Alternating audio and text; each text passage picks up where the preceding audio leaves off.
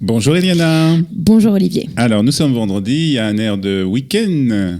Oui, week-end très court, week-end israélien voilà, d'une demi-journée. Il y a un week-end quand même dans l'air et nous allons parler d'un personnage ou d'une date, je ne sais pas. Non, d'une date et c'est très intéressant d'en parler puisque ça va bien avec l'actualité. L'actualité du jour. L'actualité de cette semaine surtout. Le 2 Tammuz 1959, des émeutes ont débuté à Haïfa. Elles s'appellent les émeutes de Wadi Salib. D'accord. Alors je ne sais pas si ça vous dit quelque chose, mais vous allez voir, c'est très similaire avec ce qu'on a vécu cette semaine. Ah non. Wadi Salib, en fait, c'est un quartier de Haïfa, qui jusqu'à 1948 était un quartier de population arabe. En 1948, au moment de la guerre d'indépendance, les armées arabes qui donc se sont battues ont dit aux populations arabes quittez l'endroit, ça nous permettra de mieux détruire la population juive locale et ensuite vous reviendrez. Donc les populations arabes quittent cet endroit. Et comme à la fin de la guerre, au final, ce sont les Juifs et les Israéliens qui ont gagné la guerre, eh bien, ce quartier est resté vide et ce sont des Olim Hadashim, des nouveaux immigrants qui sont installés. Alors, les nouveaux immigrants qui sont installés, ce sont en particulier, à qui a-t-on donné ces appartements ? Eh bien, ce sont à des Juifs d'origine d'Afrique du Nord ou bien des Juifs mizrahi, c'est-à-dire des pays arabes. Et donc, ils vont s'installer dans ce quartier. Et c'est un quartier qui était, d'un point de vue socio-économique, c'était pas des très très belles maisons et c'était pas en bon état. Et donc ils vont s'installer dans cet endroit. Très rapidement, l'endroit va être assez négligé. La mairie n'aide pas beaucoup, ne participe pas beaucoup. Et on a, d'ailleurs, à la même époque, on a des Juifs polonais aussi qui arrivent, au moment de l'intégration. Et eux, au contraire, on leur donne des quartiers plus agréables. Et donc à ce moment-là, on commence. Il y a un sentiment dans la population et c'est un sentiment dont on peut parler des heures.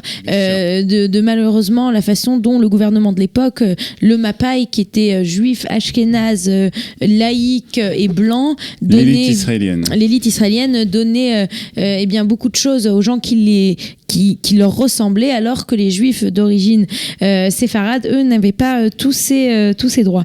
Et c'est ainsi que le 9 juillet 1959, ou bien le 2 Tammuz, comme la date d'aujourd'hui, Yaakov El-Karif, qui était donc un juif d'origine marocaine, se baladait dans ce quartier de Wadi Salib.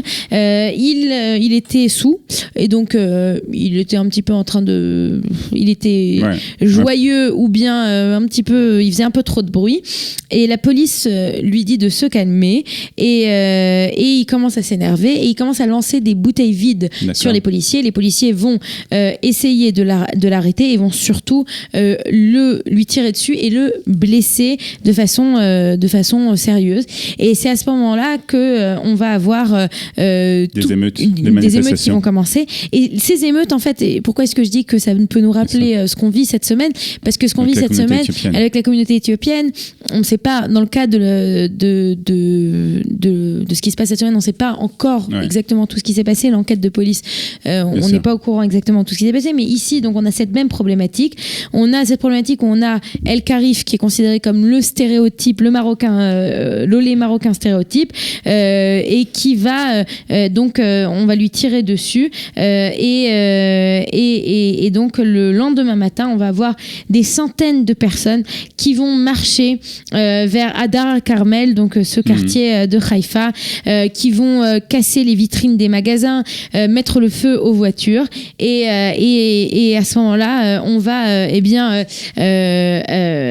véritablement avoir une démonstration de force d'un côté de la police et de l'autre côté de cette population de Wadi Salib. Au final, on aura 13 policiers qui seront blessés et 2 protestataires, ainsi que 34 personnes qui vont être arrêtées au bout de ce moment. Et si ça ne devait s'arrêter là, ce n'est pas le cas. Et donc, c'est pour ça que je dis que ça ressemble véritablement à ce qu'on a vécu cette semaine, puisque quelques jours plus tard, le 11 juillet, à ce moment-là, on a eu des émeutes qui se sont développées partout dans le pays, à tous les endroits où on avait des grandes communautés d'immigrants nord-africains, donc à Tibériade, à Beersheba, à Migdal à Emek.